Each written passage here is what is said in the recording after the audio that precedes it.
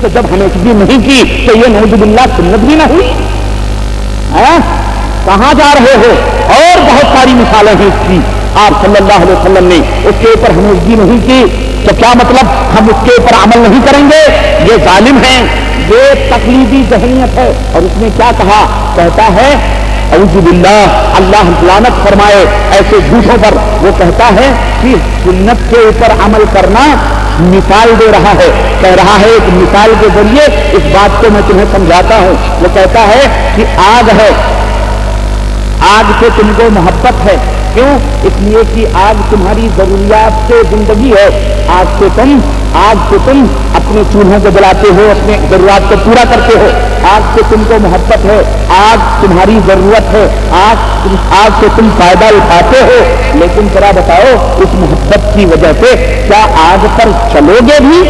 اور جب آگ پہ چلو گے تو تمہارا کیا اثر ہوگا وہ تم کو. تو گویا حدیث آگ کی طرح ہے. استغفر اللہ. حدیث کیا ہے؟ آگ کی طرح ہے. حدیث جس طرح آگ پہ چلو گے تو تمہیں آگ جلا دے گی، اسی طرح نعوذ باللہ اگر حدیث پہ چلو گے تو تم گمراہ ہو جاتے. اسی لیے میں سمجھتا ہوں کہ ہمارے دارالعلوموں میں، ہمارے بڑے بڑے مدرسوں میں حدیث نہیں پڑھائی جاتی. آخری وقت میں دورہ حدیث کرایا جاتا ہے. کیا کرایا جاتا ہے؟ دورہ حدیث. بخاری ہے، یہ مسلم ہے، یہ ترمذی ہے، یہ ابو داؤد ہے، یہ نسائی ہے، یہ ابن ماجہ ہے. ایک سال میں یہ پوری ایک گٹھر کتابوں کی طالب علم سے ختم کروا دی جاتی ہے. تبرکن ختم بھی نہیں ہوتی، تبرکن چاشنی چچھا دی جاتی ہے. اور سال کے 9 مہینے ان کو فقہ پڑھایا جاتا ہے. ان کو بالکل کیا کیا جاتا ہے؟ فقہ پڑھایا جاتا ہے. بچہ ہے اور اللہ گواہ ہے، لعنت ہو جھوٹ بولنے والے پر. ہم تو بہت چھوٹے تھے، شاید بالغ بھی نہ ہوئے تھے، ہم دارالعلوم میں پڑھتے تھے.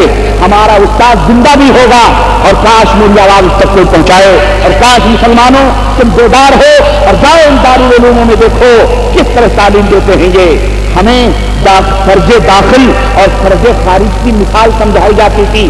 آپ نہیں سمجھیں گے فرض خارج کس کو کہتے ہیں. مولوی بیٹھے ہوں گے، سمجھتے ہوں گے، مسکراتے بھی ہوں گے کہ فرض داخل کس کو کہتے ہیں، فرض خارج کس کو کہتے ہیں. کھول کے میں بتاتا ہوں. ہمیں سمجھایا جاتا تھا فقہ کا مسئلہ کیا؟ عورت کی اگلی شرمگاہ اوپر کو فرض خارج اور جہاں سے سری شروع ہوتی ہے اس کو فرض داخل. ہمارا استاد کہتا منہ بند کرو. ہم کہتے اس کا کیا مطلب ہے؟ تو کہتا منہ بند کرو، منہ بند کرو. تو ہم منہ بند کرتے جب تو کہتے یہ جو ہونٹ ہے یہ فرض خارج ہے، اور جہاں سے زبان پھیرے سری شروع ہوتی ہے یا عورت کی اگلی شرمگاہ شروع ہوتی ہے. یہ ہمیں اس طرح سے پڑھایا جاتا تھا. صرف آپ سوچیں کہاں سے شروع ہو رہی ہے اور اخیر تک پوری تعلیم. میں نے کہا شاید انہیں فائر پروف بنایا جاتا ہے. شروع سے ہی دماغوں کو کیا کیا جاتا ہے؟ آگ تو فائر ہوئی نا، آگ حدیث تو فائر ہوئی نا، حدیث تو آگ کی طرح ہوئی. آگ پہ چلیں گے تو جل جائیں گے، حدیث پہ چلیں گے گمراہ ہو جائیں گے. اس لیے شروع سے اس طالب علم کے دماغ کو فائر پروف بنایا جاتا ہے. آپ نے بلٹ پروف سنا ہوگا، واٹر پروف آپ کے ہاتھوں میں گھڑیاں بنی ہیں. اسی طرح آج دارالعلوموں میں حدیث کو آگ کہہ کر کے فقہ پڑھا کر کے دماغوں کو فائر پروف بنایا جاتا ہے تاکہ نکل مدرسے سے حدیثوں کی آگ جتنی بھی آئے تیرے اس فقہ کو آگ نہیں لگا سکتی ہے. تو اسی کے اوپر جم جا، تیرا مرنا جینا اسی کے. لیکن حدیث رسول تیرے دماغ میں نہ گھس سکے. اس لیے ان مولویوں سے تو میں نا امید ہوں اللہ یہ کہ اللہ ہدایت عطا فرمائے کسی کو. لیکن اے مسلمانوں تم ان کے پیچھے چل کے اپنی عاقبتوں کو نہ خراب کرو. تم ان کے پیچھے چل کر اپنی اپنی اپنی اپنی آخرت کو نہ برباد کرو. یہ تو ڈوبے ہیں، ہم تو ڈوبے ہیں صنم، تم کو بھی لے ڈوبیں گے، یہ تم کو بھی لے ڈوبیں گے. اس لیے تعالوا الی ما انزل اللہ و الی الرسول. آؤ جس کو بات اللہ نے اتاری ہے اور جو نبی نے کہی ہے اس کی طرف آؤ. تو عرض کرنے کا مطلب یہ ہے کہ اس طرح سے امت کے درمیان تعلیم دی جاتی ہے. اور اسی طرح سے اس مولوی نے یہ بھی کہا، کیا کہا کہ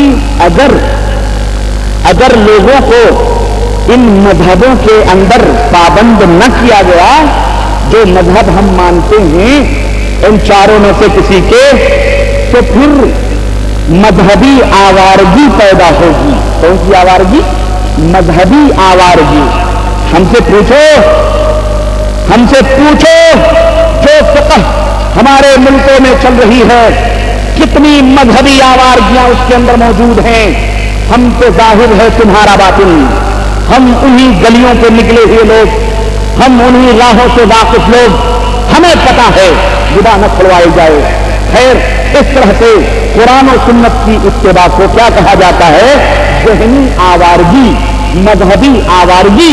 یعنی اگر آپ ان کے مذہب کے دائرے سے نکل کر اللہ اور اس کے رسول کے بتلائے ہوئے فرمودات پر آئیں گے, محدثین اور ائمہ اور تابعین کی راہ پر آئیں گے, تو گویا آپ مذہبی آوارگی کے شکار ہوں گے, آپ گمراہ ہو جائیں گے, آپ بدعتی ہو جائیں گے. ان سے پوچھو 400 سال پہلے تک جتنے بھی لوگ تھے, جب سے یہ تقلیدی مذہب کی پیداوار نہیں ہوئی تھی 400 برس تک, اس سے پہلے لوگ کیا مذہبی آوارگی کے شکار ہوئے تھے؟ کیا صحابہ مذہبی آوارگی کے شکار تھے؟ کیا تابعین مذہبی آوارگی کے شکار تھے؟ کیا تبع تابعین مذہبی آوارگی کے شکار تھے؟ ان سے پوچھو, اور آپ کا یہ حق ہے. امت کے لوگوں اٹھو اور ان سے پوچھو اور ان سے دریافت کرو قرآن و سنت کی روشنی میں. غرض اس طرح سے امت کو گمراہ کیا جاتا ہے, اور اس طرح جلسے جلوس کر کے امت کے تفرقے امت کے اندر تقسیمیں کی جاتی ہیں, اور اپنے اپنے ٹولیوں کی طرف لوگوں کو دعوت دی جاتی ہے. میں عرض یہ کر رہا تھا, ذرا آؤ صحابہ کرام کی سنتوں سے محبت دیکھو. میں عرض یہ کر رہا تھا کہ سنت اور حدیث کا میں فرق بتاؤں.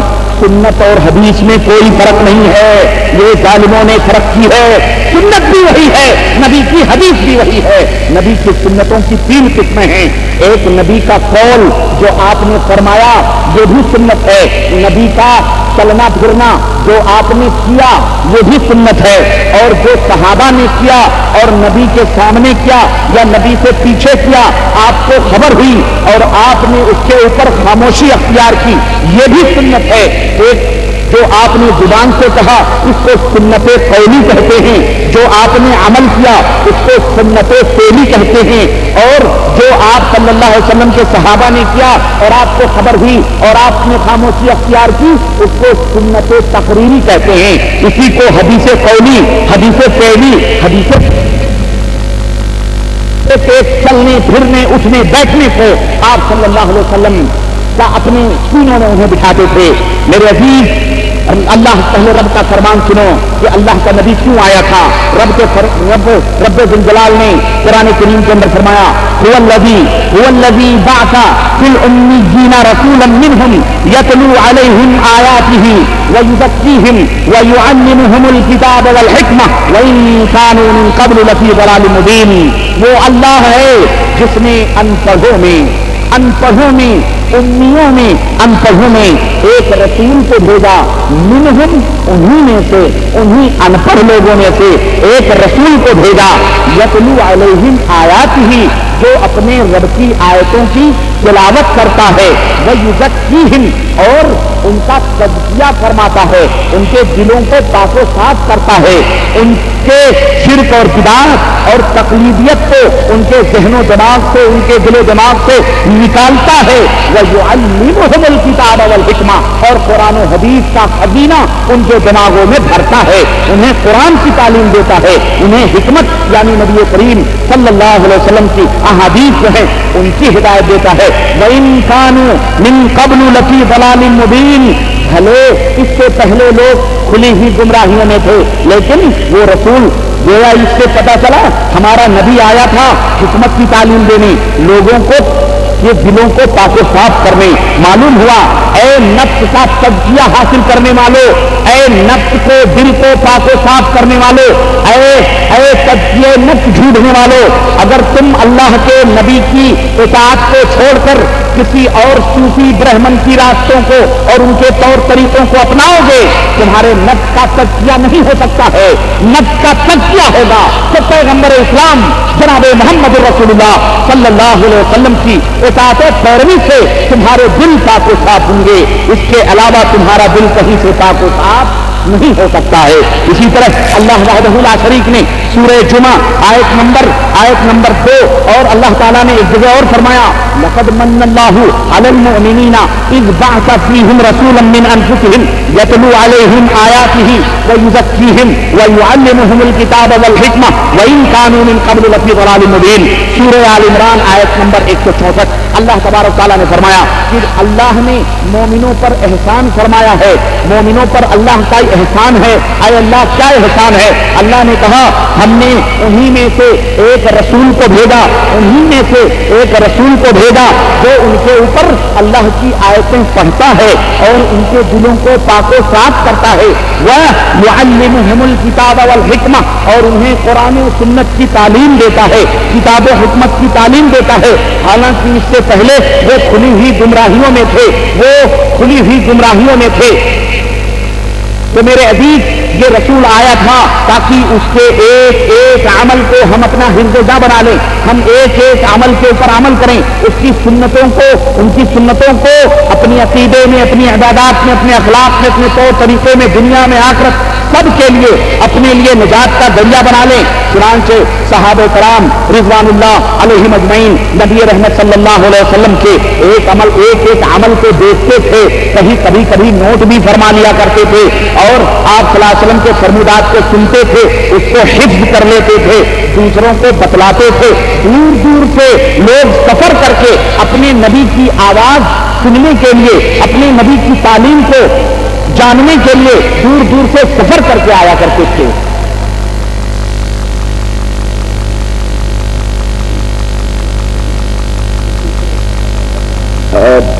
عورتوں سے درخواست ہے کہ بچوں کو ذرا احتیاط کریں تاکہ وہ بجلی کے وائر نہ چھوئیں اور نہ ہی وہ بٹن کو چھو سکیں۔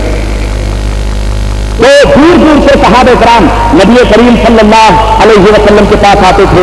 ایک بتاؤں یہی ریاض کی سرزمین ہے، یہیں سے ایک اعرابی، ایک بدری اللہ کے نبی کی بارگاہ میں پہنچتا ہے۔ نبی کریم صلی اللہ علیہ وسلم مدینے کی چھوٹی بستی چند صحابہ کو لے کر مدینے سے باہر کھڑے ہوئے ہیں اور آپ صلی اللہ علیہ وسلم دھوپ کی تیزی میں کھڑے ہوئے ہیں۔ ایک مسافر بہت دور سے آتا ہوا نظر آتا ہے۔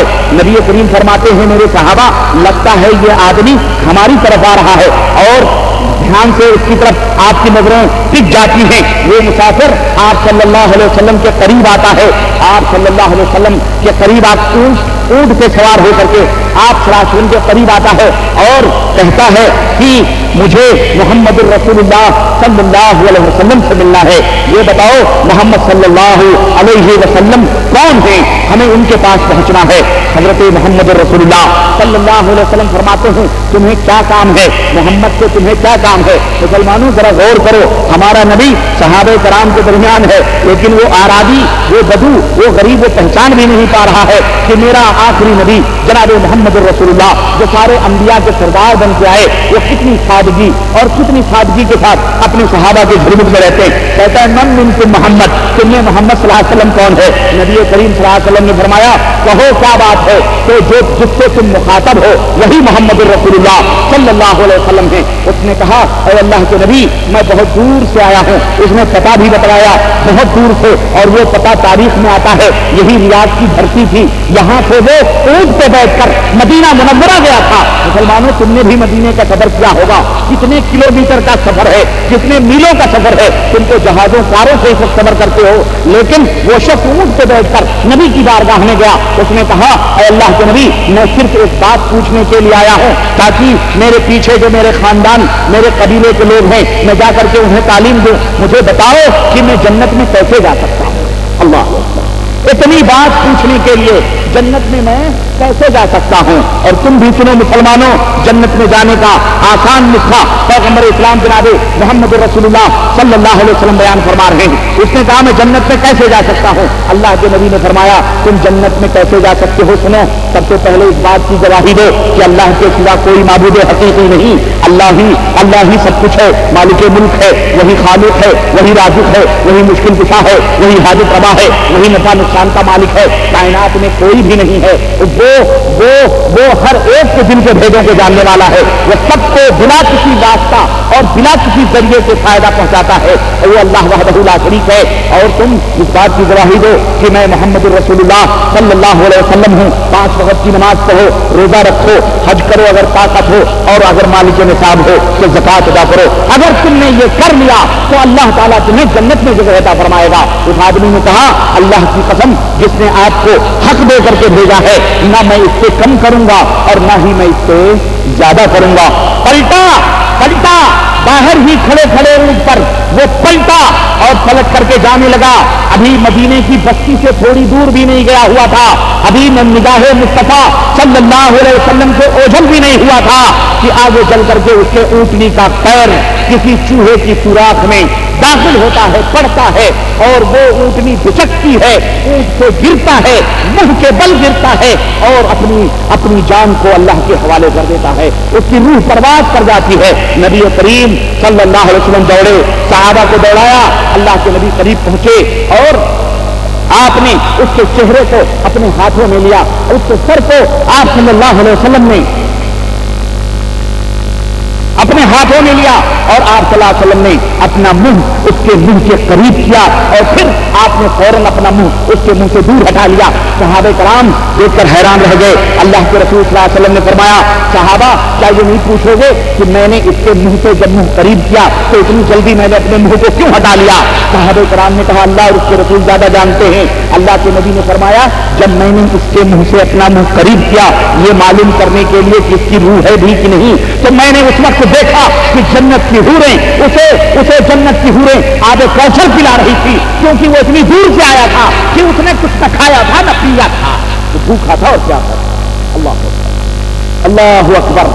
مسلمانوں غور کرو ذرا، آج تمہیں جنت حاصل کرنے کے لیے کن کن جنگلوں میں گزارا گیا ہے، کن کن طور اور طریقوں میں۔ ہاں اس بات میں آؤ، یہ عقیدہ رکھو، ان سے مرید ہو، ان سے بیعت لو، یہ کرو وہ کرو، وہاں جاؤ، یہ سلسلہ وہ سلسلہ، فلانا وہاں آپ کو دوڑایا گیا ہے۔ اور یہاں محمد رسول اللہ صلی اللہ علیہ وسلم کی تعلیم میں کتنی صداقت، کتنی سچائی۔ آدمی آتا ہے سوال کرتا ہے، جاتا ہے، مر جاتا ہے، بلا عمل کیے ہوئے جنت میں چلا جاتا ہے۔ اللہ اکبر۔ تو یہ ہے نبی رحمت صلی اللہ علیہ وسلم کی اطاعت اور آپ صلی اللہ علیہ وسلم کی اتباع اور پیروی۔ اسے کسی ملانے کی بڑھ نہ سمجھنا۔ اور میرے مولوی دوستو تم بھی کان کھول کے سن لو، تمہارے مولویوں کے یہ بیانات نہیں ہے کہ اندر کچھ باہر کچھ، یہ جو ظاہری ہے وہی باطنی ہے۔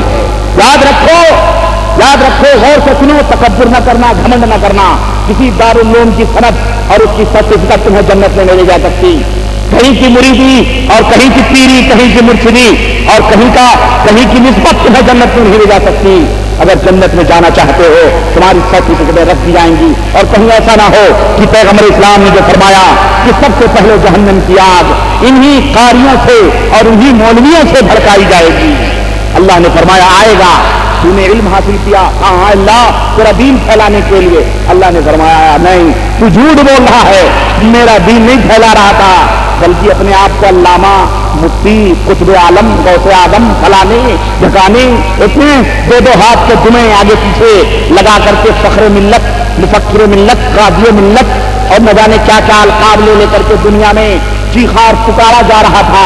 تو پا چکا، فرشتوں کو حکم دے گا اس کو منہ کے بل گھسیٹتے ہوئے جہنم میں لے جاؤ، کہیں اللہ نہ کرے وہی حشر ہے۔ اس لیے اے علماء حضرات، اے طلبہ حضرات، اے علماء حضرات، ان غریب عوام کے لیے دعا بھی کرو، تم بھی توبہ کرو اور اللہ تمہیں بھی سیدھی راہ عطا فرمائے، کیونکہ یہ مولوی اگر سدھر گیا تو عوام انشاءاللہ سدھر جائے گی، لیکن مولوی نہیں سدھرتا ہے، اس لیے کہ پھر جوتے پڑیں گے، وہ ڈرتا ہے ہم نے عوام کو اتنا مرید کیا، گمراہ کیا تو پھر ہمیں کیا ہوگا، لیکن اللہ جنہیں ہدایت دیتا ہے وہ سدھر جاتے ہیں الحمدللہ۔ تو میرے عزیز طرز عمل صحابہ کرام کا یہ تھا نبی کی سنتوں کے مقابلے میں، نبی کی سنتوں کے سامنے، کہ رسول کی فرما برداری اتنی شدت کے ساتھ کرتے تھے کہ حضرت ابو ہریرہ رضی اللہ تعالیٰ عنہ مسجد نبوی میں داخل ہوتے ہیں، ایک شخص مسجد نبوی میں کھڑا ہوتا ہے، اللہ کے نبی فرماتے ہیں اے آدمی بیٹھ جا، ابو ہریرہ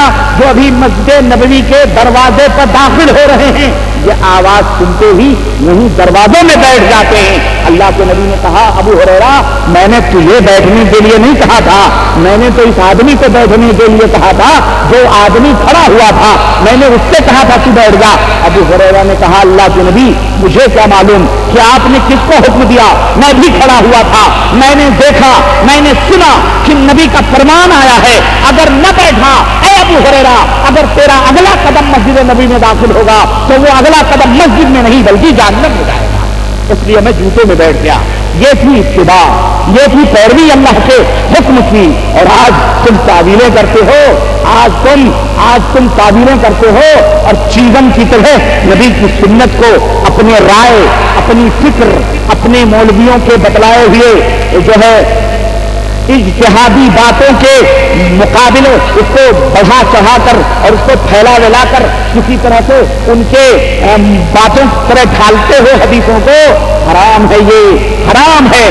جو حدیثیں جیسی ہیں صحابہ کرام نے جیسے کیا اسی طرح اس کے اوپر عمل کرو۔ اور یہ دیکھو اللہ، اور یہی نہیں، اور اللہ تبارک و تعالیٰ نے قرآن میں اسی لیے فرمایا ہمارے رسول کی اتباع کرو، وما ارسلنا من رسول الا لیطاع باذن اللہ، میرا رسول اس کی اطاعت اور اتباع بھی اللہ کے حکم سے کی جا رہی ہے۔ کس کے حکم سے؟ اللہ کے حکم سے کی جا رہی ہے۔ ہمارے نبی کی اتباع اللہ کے حکم سے کی جا رہی ہے۔ اسی لیے اللہ تبارک و تعالیٰ نے فرمایا قل ان کنتم تحبون اللہ فاتبعونی یحببکم اللہ ویغفر لکم ذنوبکم، اے نبی کہہ دیجیے اگر تم اللہ کو محبت کرنا چاہتے ہو، یہ ہے سنت کا مقام کہ تمہیں محبت چاہیے اللہ کی، اور اگر محبت کے دعویدار ہو تو نبی کی اتباع کرو، بغیر کیوں کیے ہوئے، بغیر اس لیے چنانچہ چونکی چراکی فلاں ڈکانا، بغیر اس کے کیے ہوئے آنکھ بند کر کے پیغمبر اسلام جناب محمد رسول اللہ صلی اللہ علیہ وسلم کی سنتوں کے اوپر عمل کرو۔ اللہ تبارک و تعالیٰ نے تمہیں اسی بات کا حکم دیا ہے۔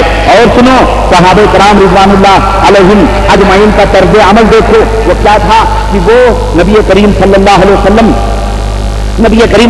کے حکم پر کس طرح سے عمل کرتے تھے۔ حضرت محمد رسول اللہ صلی اللہ علیہ وسلم نے اپنی پسند سے ایک انگوٹھی پہنی، ایک انگوٹھی بنوائی، دوسرے دن دیکھا نبی کے ہاتھوں میں انگوٹھی، سارے صحابہ کرام نے انگوٹھی بنوائی اور اپنی انگلیوں میں انگوٹھی پہن لی۔ اللہ کے نبی نے فرمایا تم نے انگوٹھیاں کیوں پہنی؟ انہوں نے کہا ہم کیا جانے، آپ نے انگوٹھی پہنی، ہم نے سوچا ہمارے نبی نے پہنی ہے، پسندیدہ چیز ہے، ہم نے بھی پہن لی۔ اللہ کے نبی نے دوسرے دن انگوٹھی پھینک دی۔ صحابہ کرام کی دوسرے دن جب دیکھا کہ اللہ کے نبی کے ہاتھ میں انگوٹھی نہیں، سارے صحابہ کرام نے اپنی وہ انگوٹھیاں نکال کر کے انگلیوں سے باہر پھینک دی۔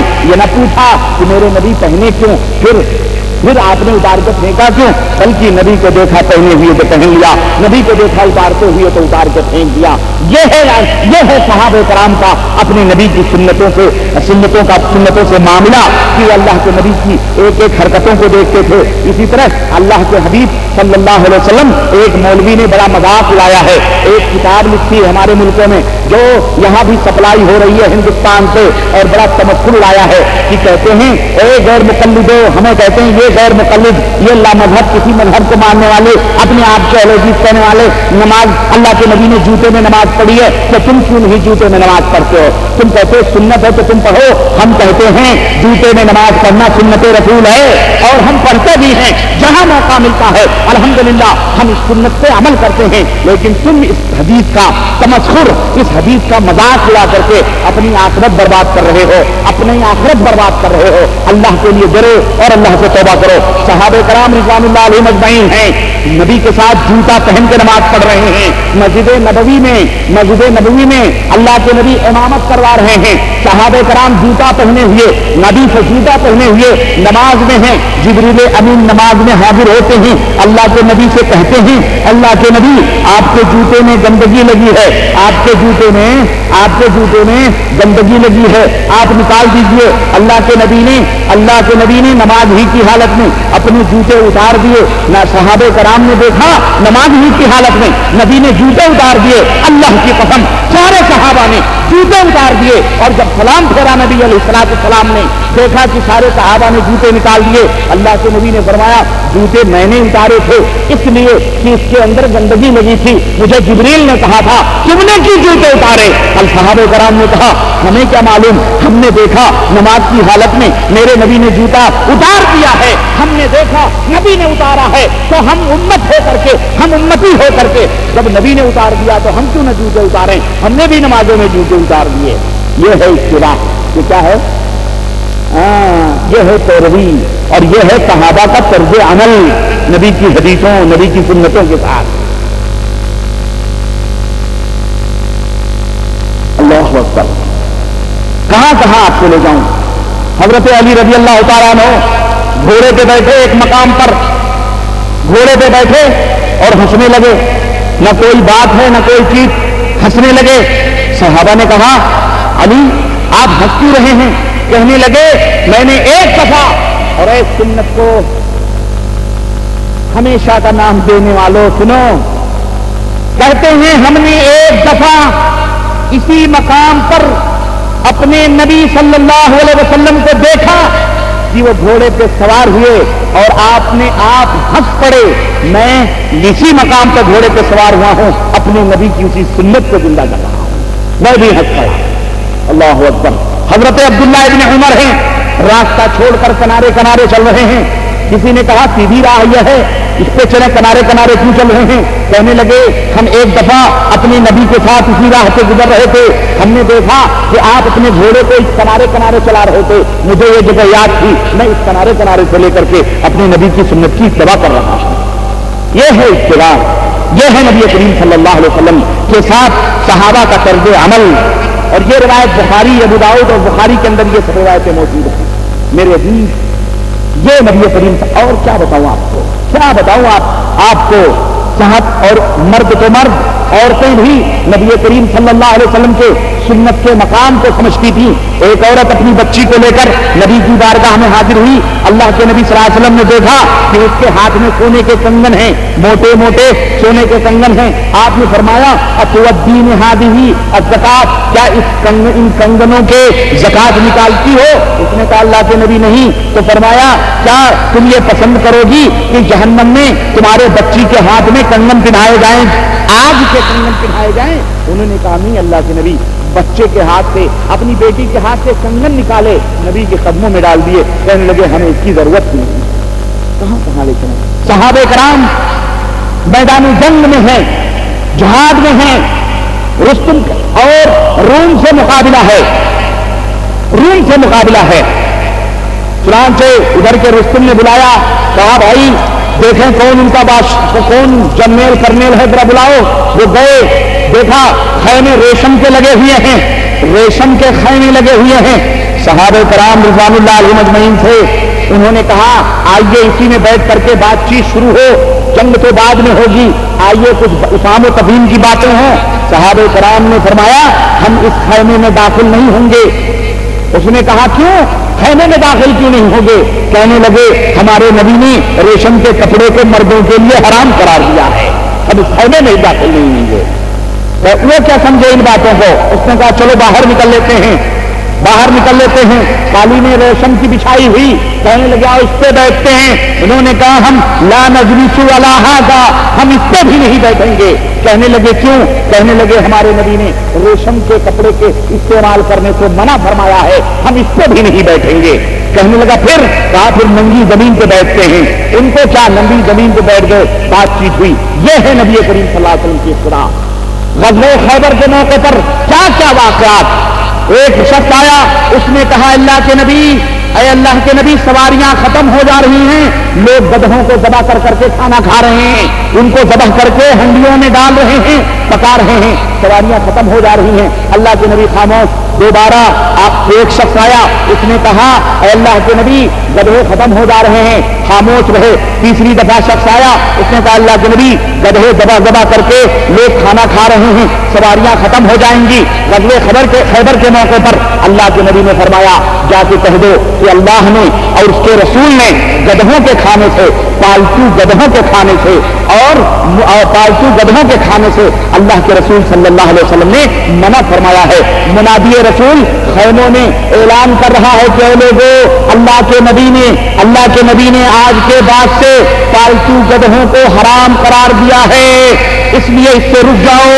حدیث کے الفاظ ہیں اخفیت القدور، اللہ کے رسول حدیث کے الفاظ ہیں، صحابہ کرام کی کانوں میں آواز پڑی کہ نبی کا منادی آواز دے رہا ہے، نبی کا حوالہ دے رہا ہے، انہوں نے پکتی ہوئی ہنڈیاں اپنے چولہوں پہ پلٹ دی اور اس کو چکھنا بھی گوارا نہیں کیا۔ یہ تھا اتباع نبی کریم صلی اللہ علیہ وسلم کے صحابہ کا۔ ہم کہاں ہیں؟ ہم تو کہیں گے ٹھیک ہے، ہمارے حضرت نے کیا فرمایا ہے، ہمارے ملا کی مولانا نے کیا فرمایا ہے، ہمارے مفتی صاحب کا کیا فرمان ہے، ہمارے شیخ نے کیا فرمایا ہے، ذرا وہ بھی پوچھئے۔ اللہ کے نبی کی حدیث، یہ ہے سنت کا مقام صحابہ کرام رضوان اللہ علیہم اجمعین کی نظروں میں، اور آج ہماری نظروں میں کیا ہے؟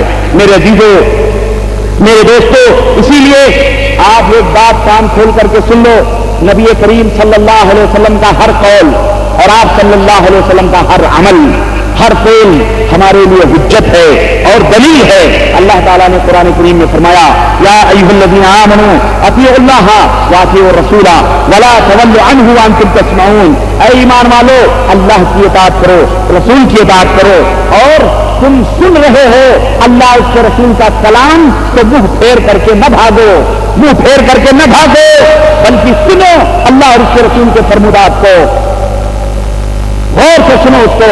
اسی طرح رسول اللہ صلی اللہ علیہ وسلم کی آواز پر لبیک کہنا اور آپ کی آواز کے اوپر آپ کی سنتوں کو سن کر کے اس کے اوپر عمل کرنا، یہ ہر ایمان والے کا فرض ہے۔ اللہ وحدہ لا شریک نے فرمایا یا ایھا الذین آمنوا استجیبوا للہ وللرسول اذا دعاکم لما یحییکم، اے ایمان والو اللہ اور اس کے رسول کی پکار سے لبیک کہو۔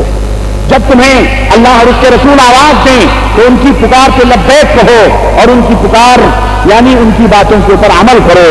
اسی طرح اللہ تبارک و تعالیٰ نے فرمایا لقد کان لکم فی رسول اللہ اسوۃ حسنہ، سنت کا مقام یہ ہے کہ رب نے فرمایا میرے نبی کا طریقہ لقد کان لکم فی رسول اللہ اسوۃ حسنہ، اے لوگوں تمہارے لیے ہمارے رسول میں بہترین نمونہ ہے، ہمارا نبی کیسا چلتا پھرتا ہے، اٹھتا بیٹھتا ہے، اسی طرح تمہیں بھی اپنی زندگی گزارنی ہے میرے عزیز۔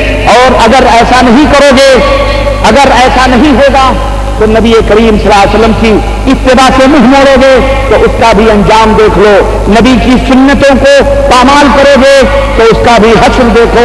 اللہ تعالیٰ فرماتا ہے وَيَوْمَ يَعَضُّ الظَّالِمُ عَلَى يَدَيْهِ يَقُولُ يَا لَيْتَنِي اتَّخَذْتُ مَعَ الرَّسُولِ سَبِيلًا یا ویلتا لیتنی لم اتخذ فلانا خلیلا، سورہ فرقان آیت نمبر 27۔ اللہ نے فرمایا اس دن قیامت کا دن ہوگا، ظالم اپنے ہاتھوں کو کاٹتے ہوں گے، اپنے ہاتھوں کو کاٹ رہے ہوں گے اور یہ کہہ رہے ہوں گے ہائے میری بدنصیبی، ہائے میری بربادی، کاش رسول کے ساتھ ہم چلے ہوتے، ہم نے رسول کا راستہ پکڑا ہوتا، ہم نے رسول کی راہ اپنائی ہوتی۔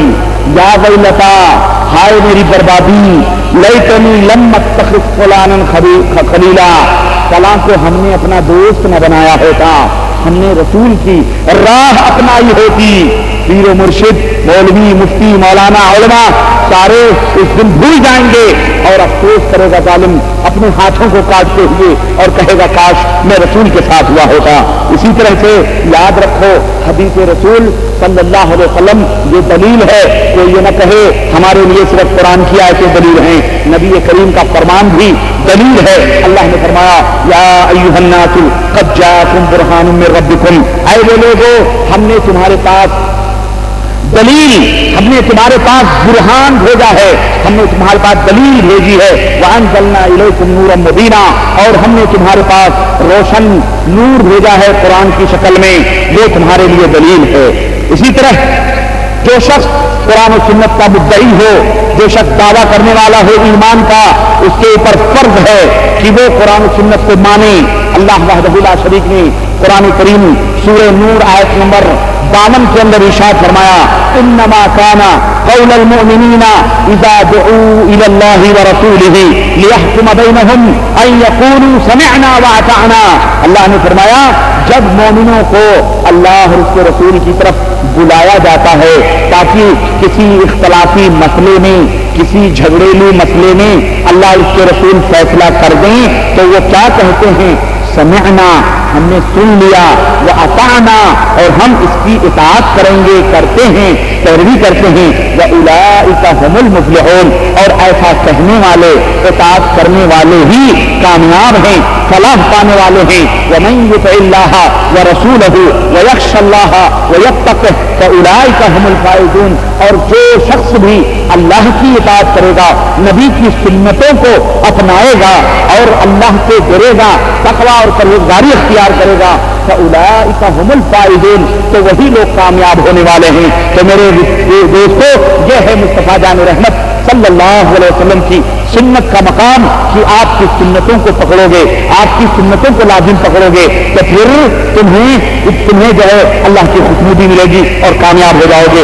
اور حدیث کی مخالفت کرو گے، نبی کی سنتوں کی مخالفت کرو گے، عملاً بھی، عقیدے میں اور دیگر معاملات میں جہاں بھی مخالفت کرو گے تو سنو، اللہ نے فرمایا ہے فَلْيَحْذَرِ الَّذِينَ يُخَالِفُونَ عَنْ أَمْرِهِ أَن تُصِيبَهُمْ فِتْنَةٌ أَوْ يُصِيبَهُمْ عَذَابٌ عَلِيمٌ۔ سورہ نور آیت نمبر 63 اللہ تعالیٰ نے فرمایا کہ وہ لوگ جو مخالفت کرتے ہیں اللہ کے حکم کی، نبی کے حکم کی، انہیں اس دنیا میں ڈرنا چاہیے کہ انہیں اس دنیا میں فتنہ، وہ اس دنیا میں فتنوں کے شکار ہو جائیں گے، اور یصیبہم عذاب علیم، اور یا تو انہیں آخرت میں دردناک عذاب ہوگا۔ تو لوگوں، ہم فتنوں کے شکار ہو چکے ہیں، ہم اللہ اور اس کے رسول کی مخالفت کر کے فتنوں میں پڑ چکے ہیں۔ یہ فتنے سے نجات کیسے ملے گی؟ ہم اللہ اور اس کے رسول کے مطیع اور فرما بردار ہو جائیں تو ہمیں ان تمام فتنوں سے نجات مل جائے گی۔ لڑائی جھگڑے، اختلاف کے فتنے ڈگر ڈگر میں، گلی گلی میں، نگر نگر میں، محلے محلے میں، ہماری مسجدیں، ہماری عبادت گاہیں، ہمارے گھر، شادی بیاہ، دیگر معاملات، ہر جگہ اختلاف کے فتنے پڑے ہوئے ہیں۔ ان سے نجات چاہتے ہو تو اللہ اور اس کے رسول کے دامن سے وابستہ ہو کر قرآن اور سنت کے اوپر عمل کرو۔ ایک سے اللہ نے اور فرمایا وَمَن يُشَاقِقِ الرَّسُولَ مِن بَعْدِ مَا تَبَيَّنَ لَهُ الْهُدَىٰ وَيَتَّبِعْ غَيْرَ سَبِيلِ الْمُؤْمِنِينَ نُوَلِّهِ مَا تَوَلَّىٰ وَنُصْلِهِ جَهَنَّمَ وَسَاءَتْ مَصِيرًا، کہ جو بھی اللہ کے رسول کو تکلیف پہنچائے گا، کب؟ من بعد ما تبین له الهدى، ہدایت ظاہر ہو جانے کے بعد، دلیل آ جانے کے بعد، دلیل دے دی گئی، صحیح عقیدے کی، صحیح عمل کی دلیلیں قرآن و سنت سے دے دی گئی، اس کے باوجود بھی وہ انکار کرے گا، وہ عمل نہیں کرے گا، وہ تکلیف پہنچائے گا، تو اللہ فرماتا ہے وَيَتَّبِعْ غَيْرَ سَبِيلِ الْمُؤْمِنِينَ، اور جو مومنین ہیں ان کی راہوں سے وہ دوسروں کی راہیں اپنائے گا۔ صحابہ کرام سلف کے طریقوں کو چھوڑ کر اپنی منمانی، اپنا طریقہ اختیار کرے گا۔ نُوَلِّهِ مَا تَوَلَّىٰ، اللہ فرماتا ہے جس راہ کو اس نے اپنایا ہے ہم اس راہ کی طرف اس کو پھیر دیں گے، وَنُصْلِهِ جَهَنَّمَ، اور اسی راہ سے ہم اس کو جہنم میں پہنچائیں گے، وَسَاءَتْ مَصِيرًا،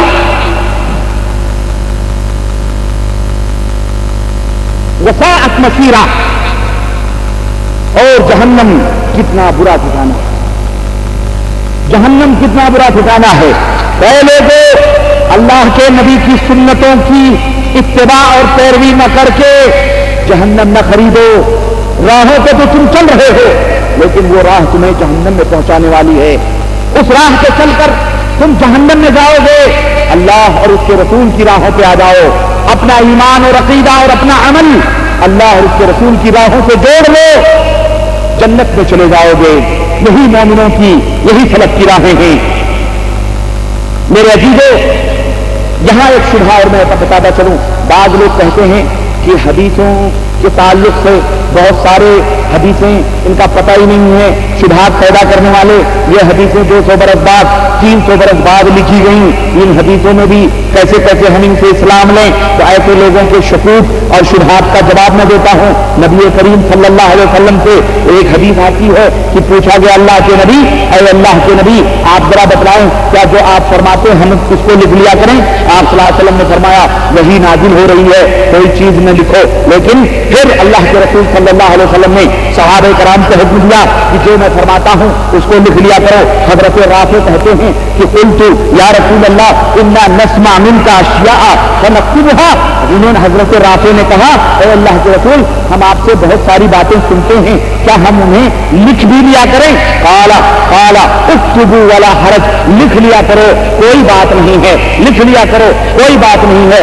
مجموع الزوائد کے اندر یہ حدیث موجود ہے۔ تو میرے عزیز اس طرح صحابہ کرام رضوان اللہ علیہم اجمعین نے حدیثوں کو لکھنا شروع کیا، کھجوروں کے پتوں پر، کاغذوں پر، کسی طرح چمڑوں پر، اسی طرح چھلکوں پر لکھ لکھ کر کے کوئی کسی کے پاس کوئی ہر ایک نے اپنے پاس حدیثوں کا ایک مجموعہ جمع کیا۔ زیادہ تر حدیثیں جو صحابہ کرام نے حفظ کر لی، یاد رکھی، تابعین نے ان سے سیکھا، انہوں نے یاد رکھا، اور اس طرح سے پہلی صدی ہجری میں حدیثوں کی تدوین شروع ہوئی اور اس طرح حدیثیں لکھنا شروع کی جانے لگی۔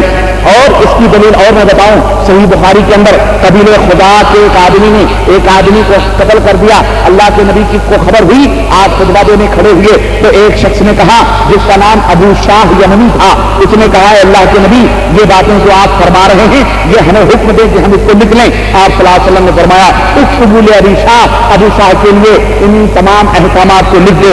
غرض صحابہ کرام رضوان اللہ علیہم اجمعین اپنے دور ہی میں حدیثوں کو انہوں نے لکھنا شروع کیا اور انہوں نے جمع کرنا شروع کیا، اور اس کے بعد اپنے شاگردوں کو، تابعین کو وہ حدیثیں بتلانا شروع کیا انہوں نے، اور اس طرح سے میرے عزیز میرے دوست حدیثوں کا ایک بھاری بھرکم مجموعہ اسی زمانے میں تیار ہو چکا تھا حضرت۔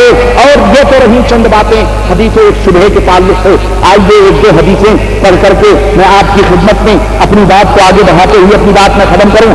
رسول اکرم صلی اللہ علیہ وسلم کی سنت کا مقام دیکھو، اللہ یہ تو قرآن کی آیتوں کی روشنی میں نے چند باتیں کی، ذرا حدیث میں آؤ اللہ کے نبی نے اپنے سنتوں کا مقام کس طرح سے سمجھایا ہے۔ ابو ہریرہ رضی اللہ تعالیٰ عنہ اس حدیث کے راوی ہیں، بخاری کی روایت ہے، کہتے ہیں کہ اللہ کے نبی نے فرمایا کل امتی یدخلون الجنہ الا من ابا، میری امت کا ہر آدمی جنت میں داخل ہوگا سوائے اس آدمی کے جس نے انکار کیا۔ قیلا، کہا گیا ومن ابا یا رسول اللہ، اللہ کے نبی کون انکار کرے گا؟ اللہ کے نبی نے فرمایا من اطاعنی دخل الجنہ، جو میری اطاعت کرے گا، میری سنتوں کے اوپر عمل کرے گا وہ جنت میں داخل ہوگا۔ ومن عصانی فقد ابا، اور جس نے میری نافرمانی کی وہ اس نے گویا میرا انکار کیا۔ نبی کی نافرمانی کرنا کیا ہے؟ نبی کیا انکار کرنا ہے، اس لیے انکار کرتے جو ہیں نبی کی سنتوں کے اوپر عمل نہیں کرتے ان کا ٹھکانہ جہنم ہوگا۔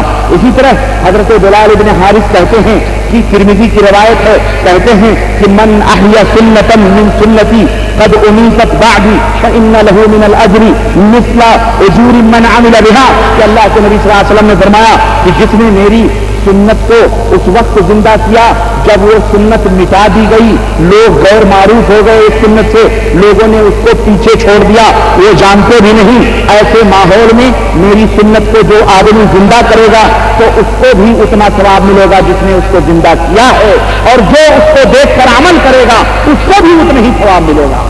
اللہ اکبر۔ تو اس لیے سنتوں کو زندہ کرو۔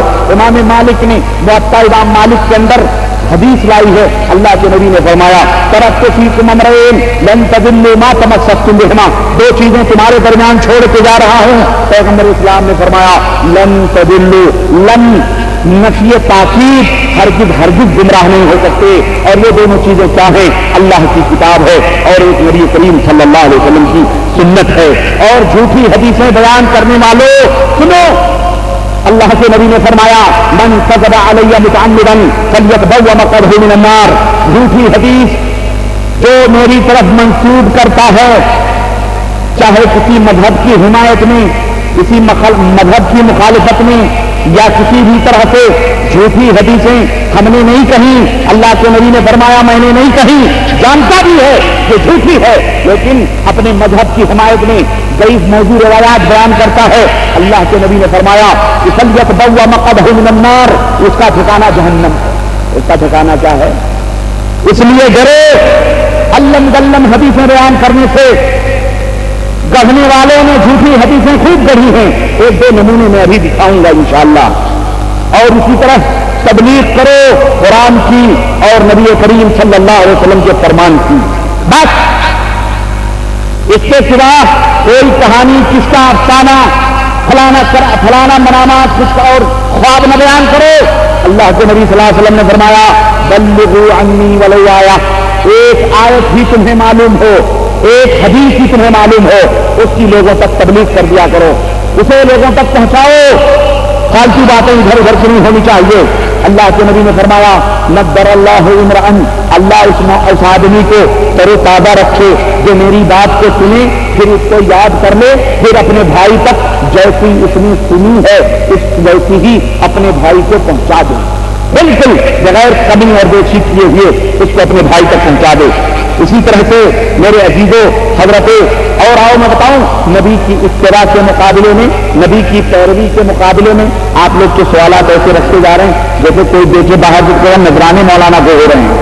हाँ, ऐसा लग रहा है जैसे नजराने डाले जा रहे हैं। तो जावे नजराने नहीं है, हम नजराने जो वसूल करने वाले नहीं है भाई कि नजराने हमें आए हमारे पास आएंगे, नजराने वाले दूसरे होते हैं। हाँ, तो भाई यहाँ बगल में दे दिया करें, सवाल अच्छा है। मेरे अजीज, नबी की इत्तिबा है और नबी की पैरवी है। जो नबी की इत्तिबा करते हैं उन्हें मुत्तबे कहा जाता है, उन्हें मुती और फरमाबरदार कहा जाता है। और इसके मुकाबले में अब लोगों ने क्या किया है, इत्तिबा के बजाय अब एक दूसरा कानून लाया है। क्या? तकलीद।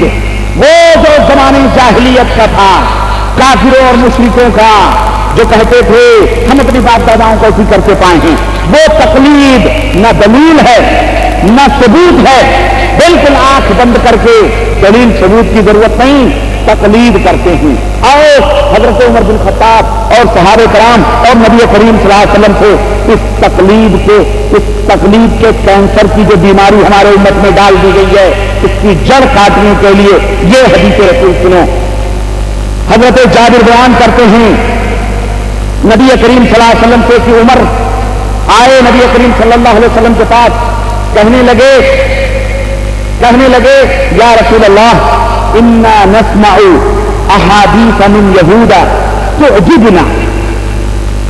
अल्लाह अकबर। देखें आज भी हमारे लोग कहते ना भाई यार बड़ी अच्छी अच्छी बातें कर रहे हैं ना, बुरी बात थोड़ी बयान कर रहे हैं, बड़ी अच्छी अच्छी बातें कर रहे हैं, अरे बड़ी प्यारी प्यारी बातें हैं, वो तो पाँव भी दबाते हैं, हाथ भी दबाते हैं, बड़े अखलाकमंद हैं बहुत। सुनो, हज़रत उमर बिन खत्ताब नबी की बारगाह में आए और कहने लगे अल्लाह के नबी, हम यहूदियों की बातें सुनते हैं तो अजीबना, हमें बड़ी अच्छी लगती हैं, बड़ी प्यारी लगती हैं,